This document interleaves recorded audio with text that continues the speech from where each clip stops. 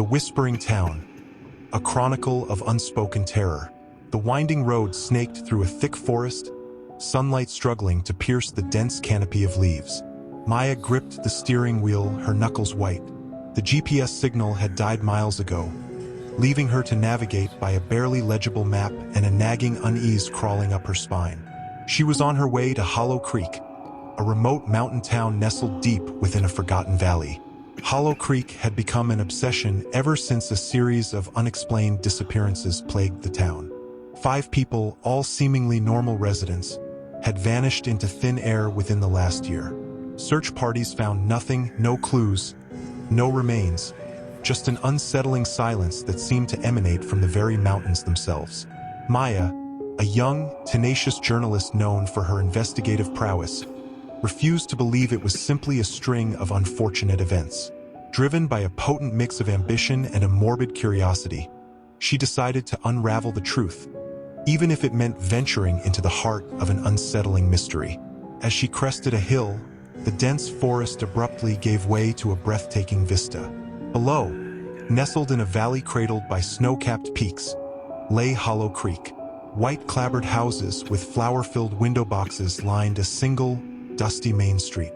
Smoke curled lazily from chimneys, painting a picture of idyllic tranquility. However, the silence was deafening. As Maya pulled into town, the only sounds were the crunch of tires on gravel and the unsettling thrumming of her own heartbeat. She parked near a quaint, weathered building with a faded sign reading Hollow Creek General Store. Stepping inside, Maya was met with an even deeper silence. The shelves were stocked with basic supplies, but the dust coating everything gave the impression of a place frozen in time. A lone figure, a wizened old man with eyes as cloudy as the dusty windows, emerged from the back. "Can I help you?" he rasped, his voice a dry whisper that surprised Maya after the oppressive quiet. "I'm Maya," she said, her voice feeling unnaturally loud. "I'm a journalist. I'm here to write a story about Hollow Creek." The old man's eyes flickered with something akin to fear. "Story, huh? There ain't much of a story here, miss. Just a quiet town, quiet folks." "That's what I've heard," Maya pressed. "But I also heard about some disappearances." The old man flinched at the word, his hand instinctively reaching to a silver amulet hanging from his neck. "Those were just accidents. Mountain folks tend to wander." Maya wasn't convinced. The fear in his eyes betrayed his words. Leaving the store, she bought a map, hoping to get a better sense of the town's layout. She noticed the map was oddly blank, devoid of any street names or landmarks. It was as if the cartographer deliberately erased certain details. As dusk settled, casting long, ominous shadows across the deserted streets, Maya felt a prickle of unease. The silence seemed to press down on her, thick and suffocating.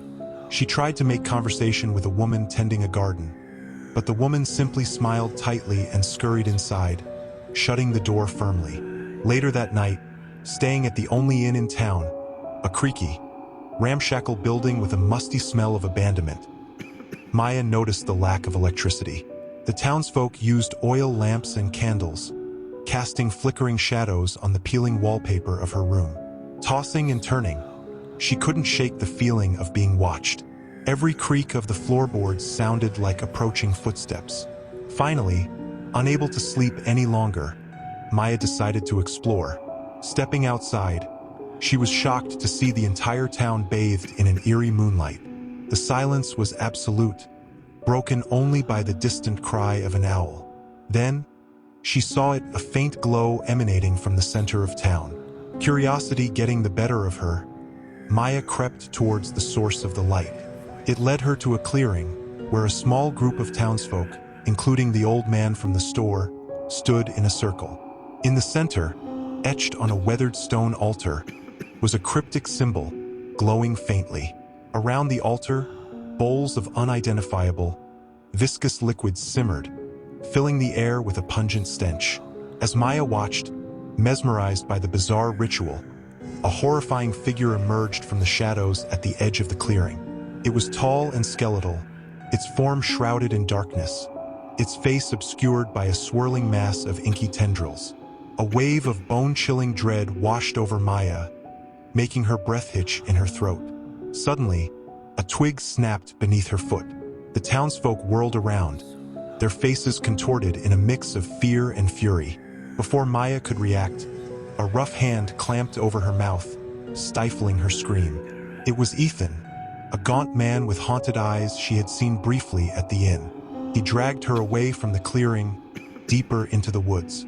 "You shouldn't have been there," he hissed, his voice barely a whisper. Fear choked Maya's voice. She pointed at the clearing, the horrifying entity etched in her mind. What was that? Ethan's eyes filled with a deep sadness. "That," he whispered, "is the Wendigo, a creature of darkness, appeased by our silence." He explained the town's terrible secret. Generations ago, a harsh winter and famine drove the townsfolk to desperation. They made a pact with the Wendigo, offering silence in exchange for sustenance.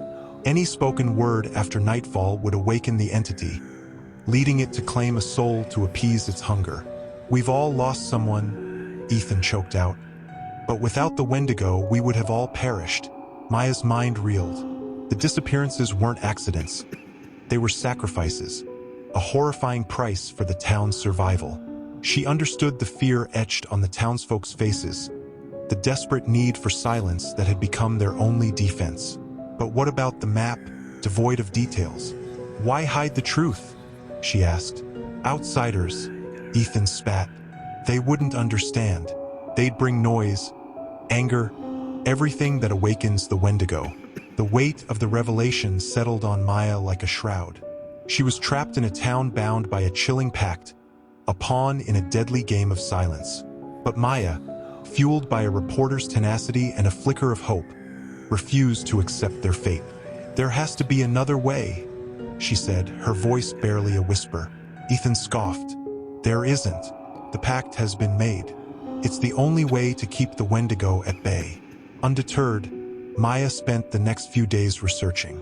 She devoured dusty tomes in the town library, deciphering cryptic symbols and faded texts. She learned of ancient rituals, appeasement offerings beyond mere silence, forgotten whispers of a way to appease the Wendigo without sacrificing lives. One night, fueled by desperation and a glimmer of hope, Maya shared her findings with Ethan. The old text spoke of a forgotten ritual, an offering of light to appease the Wendigo. They needed a rare flower, the moonbloom, rumored to grow on the highest peak overlooking the valley. Ethan was skeptical. "Legends," he scoffed. "Just another way to distract ourselves from the inevitable." But Maya was determined. She knew the silence would eventually claim her too. This was their only chance. With Ethan's reluctant help, they embarked on a treacherous climb up the treacherous slopes. The climb was fraught with danger, loose rocks and howling winds threatening to pull them off the cliff face. Just as they were about to give up, they found it, a cluster of luminescent white flowers bathed in moonlight. They returned to the town just as dawn was breaking, the first rays of sunlight filtering through the mountains. The townsfolk awaited them, their faces etched with a mixture of fear and hope. Maya and Ethan prepared the ritualistic offering, using the moonblooms to create a circle of light around the ancient altar. As dusk fell, an unsettling stillness descended on the town. This time, however, the silence was different. It wasn't filled with fear, but with a desperate hope. The Wendigo emerged from the darkness, its form a menacing silhouette against the dying light. But then, as the circle of light from the moonblooms illuminated the entity, something strange happened. The Wendigo recoiled, a screech of pain escaping its inky form. The light seemed to burn it, driving it back into the shadows with a guttural roar. It didn't vanish completely, but it retreated, a flicker of fear replacing its menacing hunger. The townsfolk erupted in a collective gasp, the silence finally broken. Relief washed over their faces, tears of joy mingling with the dust on their cheeks. They had survived, not through silence, but through a rediscovered connection with the light. The following days were a whirlwind of activity as the town adjusted to their new normal. The townsfolk shared their stories, the truth of the pact finally exposed. Maya became an unlikely hero, a symbol of hope who dared to break the silence and find a solution. But the peace was fragile. The memory of the Wendigo and the forgotten pact lingered, a chilling reminder of the darkness they had faced. Maya knew the entity wouldn't be gone forever. It would wait, watching from the shadows, an ever-present threat should the silence ever return. Ethan approached Maya, his eyes a mixture of gratitude and concern. "You saved us," he said. His voice no longer a mere whisper but a raspy attempt at normalcy. "But the truth is, we can't live in fear forever." Maya understood. They needed a way to defend themselves, a way to permanently weaken the Wendigo or find a new way to keep it at bay. Together, they delved deeper into the town's forgotten history, scouring the library and interviewing the elder townsfolk. One frail woman, her memory flickering like a candle in the wind, spoke of an ancient legend, a hidden cave rumored to contain the Wendigo's true form, a source of its power. Destroying it wouldn't vanquish the entity entirely, but it could sever its hold on the valley, weakening it significantly. The journey to the cave was even more perilous than their ascent for the moonblooms. It lay hidden deep within a treacherous network of tunnels, guarded by booby traps and the ever-present threat of getting lost in the labyrinthine darkness. For days, they navigated the treacherous tunnels, relying on flickering torches and Ethan's fading memories of stories passed down through generations. Finally, after a near-death experience with a cave-in, they stumbled upon it. A vast cavern filled with an eerie luminescence emanating from a pulsating, crystalline structure at its center. This was the Wendigo's heart, the source of its darkness. But guarding it were monstrous creatures, shadowy figures with razor-sharp claws and eyes that glowed like embers. A fierce battle ensued. Maya and Ethan, fueled by adrenaline and desperation, fought back with makeshift weapons and sheer willpower. In the end, they managed to overpower the creatures. But just as Maya lunged for the pulsating crystal, a guttural roar filled the cavern. The Wendigo, enraged by their intrusion, materialized in the darkness. It was larger than they ever imagined, a grotesque amalgamation of shadow and bone. Thinking fast, Maya grabbed a torch and dipped it in a pool of flammable liquid they had discovered earlier. With a desperate throw, she ignited the Wendigo's leg. The entity recoiled, shrieking in pain as the flames licked at its shadowy form. Seizing the opportunity, Ethan hurled a large piece of loose rock at the crystal. It shattered, sending a shockwave through the cavern and a piercing shriek from the Wendigo. The entity seemed to shrink, its form flickering like a dying flame. As the dust settled, the cavern was no longer bathed in eerie luminescence. Everything was cloaked in darkness. Had they succeeded? Had they truly weakened the Wendigo? Before they could answer, the ground began to tremble. The cave was collapsing, the tremors intensifying with every passing second. They scrambled for the exit, the weight of tons of rock pressing down on them. Just as they stumbled out into the crisp mountain air, the cave entrance imploded, sealing the Wendigo and its shattered heart within. Exhausted and battered, they watched the entrance become a pile of rubble, a symbolic tomb for the entity that had terrorized the town for generations. News of the cave collapse and their supposed encounter with the Wendigo spread like wildfire. The townsfolk were initially skeptical, but Maya and Ethan, bruised but resolute, shared their story. Though some doubt lingered, there was a newfound sense of hope and camaraderie. The town began to rebuild, not just their physical structures, but their collective spirit.